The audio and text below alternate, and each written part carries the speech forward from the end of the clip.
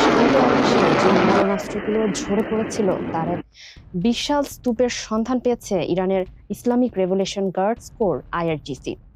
যুদ্ধবিরতির সুযোগে পরিচালিত এক বিশেষ অভিযানে ৯,৫০০ এর বেশি বোমার টুকরো এবং কয়েক ডজন অবিস্ফোরিত রকেট ও মিসাইল উদ্ধার করা হয়েছে। আইআরজিসির দাবি, শত্রুপক্ষ আকাশ থেকে ক্লাস্টার বোমা এবং মাইন বিছিয়ে জনপদকে স্থায়ীভাবে বসবাসের অযোগ্য করার নীল নকশা তৈরি করেছিল। উদ্ধারকৃত অস্ত্রের তালিকায় সবচেয়ে আতঙ্কজনক ছিল ৩টি মার্কিন GBU-57 বাংকার বাস্টার বোমা। ২,০০০ পাউন্ড ওজনের এই শক্তিশালী প্রতিটি বোমাই সক্ষম ছিল বিশাল ভূগর্ভস্থ স্থাপনা ধ্বংস করতে। এছাড়া ৫০০ পাউন্ড ওজনের দূরপাল্লার ক্রুজ মিসাইল এবং GB-39 ক্রুজ মিসাইলেরও সন্ধান মিলেছে।